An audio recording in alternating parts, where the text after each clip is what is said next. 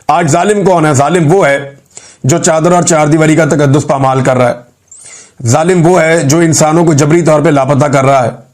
जालिम वो है जो निहत्ते इंसानों का कत्लेआम कर रहा है, चाहे वो दहशतगर्द हैं चाहे वो दूसरी तरफ के लोग हैं। जालिम वो है जो स्नाइपर राइफल के जरिए से आम निहत्ते मुजाहिरीन के ऊपर गोलियां चला रहा है। जालिम वो है जो नमाज पढ़ते हुए नमाजी को कंटेनर से नीचे धक्का देकर फेंक रहा है। जालिम वो है जो इस वक्त की एस्टेब्लिशमेंट जो कुछ कर रही है वो जुल्म है। वो और क्या है? ये जबर है, जुल्म है, फस्तायत है, इंसानी हकूक की खिलाफ वर्जियां हैं। और ये मैं नहीं कह रहा, तमाम आलमी इदारे भी कह रहे हैं। मजलूम कौन है? इमरान खान और उसके साथी सब मजलूम है। वो कैसे? इमरान खान अंदर, उसकी बीवी भी अंदर, उसकी बहनों को बार बार गिरफ्तार किया जाता है, उसके रिश्तेदार अंदर, उसका भांजा भी अंदर, उसकी पार्टी के बेशतर लोग अंदर। लगभग 30,000 बंदा इन्होंने उठाकर जेलों में डाल दिया। मजलूम तो फिर वो लोग हैं ना जिनमें से बेशतर बेगुनाह साबित हो गए। मजलूम तो फिर वो लोग हैं ना जिन खवातीन को धकेला गया, मारा गया, घसीटा गया सड़कों पे। मजलूम तो वो लोग हैं जिन खवातीन को अगवा किया गया, जिन मर्दों को अगवा किया गया, जबरी तौर पे लापता रखा गया। मजलूम तो वो लोग हैं जिनसे जबरदस्ती बयानात दिलवाए गए। मजलूम तो वो लोग हैं जिन्हें बगैर किसी जुर्म के अजीबो गरीब किस्म की सजाएं और टॉर्चर का सामना करना पड़ा। मजलूम वो लोग हैं। तो आज आप जालिम के साथ खड़े हैं, मजलूम के साथ खड़े हैं। मुझे पाकिस्तानी होने पे इसलिए फख्र है कि पाकिस्तानियों की अक्सरियत मजलूम के साथ खड़ी होती है। जिस वक्त उन्हें जो मजलूम लगता है, जब फातिमा जिन्ना मजलूम थी तो पाकिस्तानियों की अक्सरियत फातिमा जिन्ना के साथ खड़ी थी।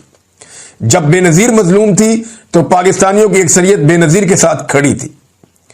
जब नवाज शरीफ मजलूम था तो पाकिस्तानियों की अक्सरियत उधर जाके खड़ी हो गई थी। आज इमरान खान मजलूम है और पाकिस्तानियों की अक्सरियत इमरान खान के साथ आकर खड़ी है। लेकिन ये जो इमरान खान के साथ हो रहा है ना, ये वाहिद आदमी इनको टकर गया निजाम को जो वापस जवाब देता है, रिटेलिएट करता है। ज्यादातर लोग हाथ बांधकर बैठ जाते हैं, मजबूर हो जाते हैं, डर जाते हैं, खौफजदा हो जाते हैं। जैसा कि नवाज शरीफ या आसिफ जरदारी कंप्रोमाइज हो गए थे। लेकिन इमरान खान कंप्रोमाइज नहीं हो रहा, डील नहीं कर रहा। बड़ा मजबूत आदमी है, मजलूम होने के बावजूद डटा हुआ है। लिहाजा कौम भी उसके साथ ज्यादा शिद्दत के साथ खड़ी है। आज लगभग 90% पाकिस्तान इमरान खान के साथ खड़ा है। सिक्योरिटी फोर्सेस के अंदर जो सर्वे हुआ गंडापुर के मुताबिक 88% मकबूलियत है इमरान खान की और ओवरऑल वो कहते हैं 93% है। ये गंडापुर का दावा है। बहरहाल आज जो मजलूम है सब जानते हैं और अच्छी बात यह है कि पाकिस्तानी मजलूम के साथ खड़े हैं। अब यह फर्क यह है कि कोई आदमी दिल में बुरा जानता है, मौका मिलता है जाके सिर्फ टप्पा लगा के आता है। कोई आदमी जुबान से बुरा कह देता है, जहां बैठता है वो कहता है ज्यादती हो रही, गलत हो रहा है। और कोई आदमी हाथ से रोकने की सलाहियत रखता है, वो कहता है जी मैं बाहर निकलूंगा, मैं इस जुल्म के खिलाफ खड़ा हूंगा, मैं डट जाऊंगा। और यह सबसे बेहतर दर्जा होता है कि आप जालिम का हाथ रोकें पकड़ के। जालिम का हाथ रोकना हम सब पे फर्ज है और हमें यह रोकना होगा, वरना हमें जाकर जवाब देना पड़ेगा। तो ये जनाब अपने अपने तौर पर आपको कोशिश करनी है।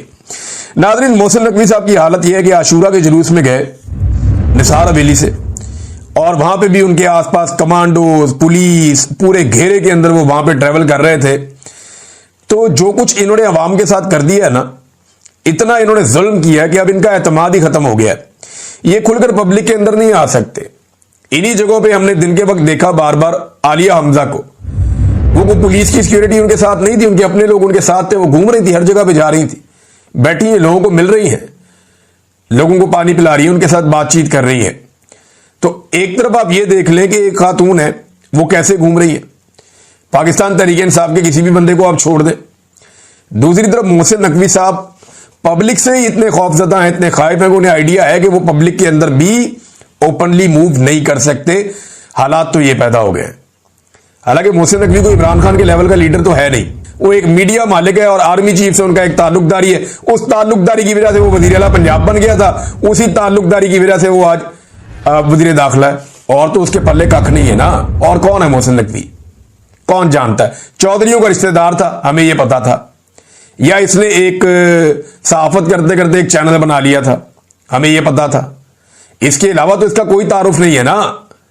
इसके अलावा तो अब इसका तारुफ यह बना ना कि आर्मी चीफ जो मौजूदा आए हैं उनके साथ इसकी रिश्तेदारी है, जिसकी वजह से ये पहले बन गया वजीर आला और उसके बाद बन गया वजीर दाखिला, और पीसीबी का चेयरमैन बनने का इसको शौक था, वो भी ये बन गया।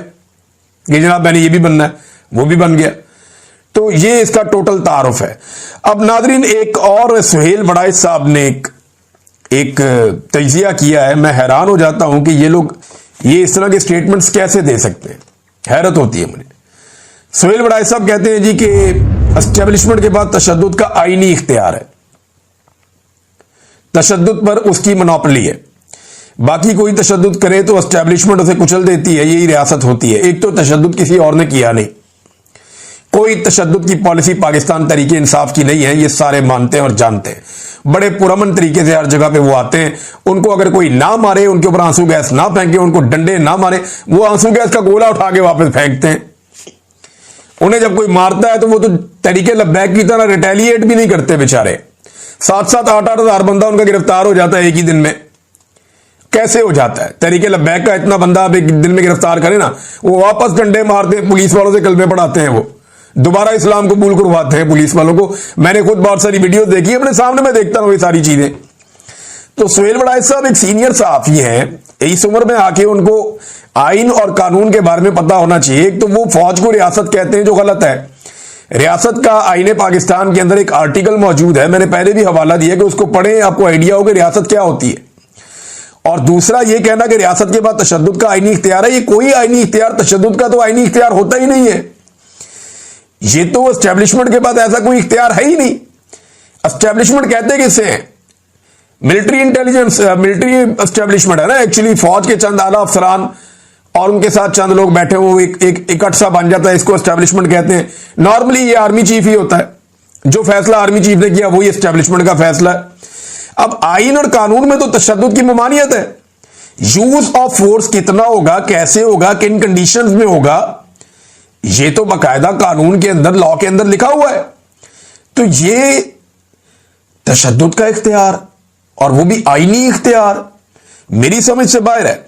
यहां तो सिर्फ गिरफ्तार करके अदालत में पेश करने का कानूनी और आईनी जवाब मौजूद है।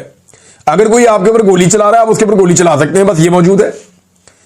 लेकिन कोई गोली नहीं चला रहा, निहत्था खड़ा हुआ, आप गोली मारेंगे तो कानून आपके खिलाफ हरकत में आएगा, और ये आइन और कानून के मुताबिक है। वही कह रहे हैं कि आईनी इख्तियार है तशद्दुद का। मुझे बात होकर हैरत होती है।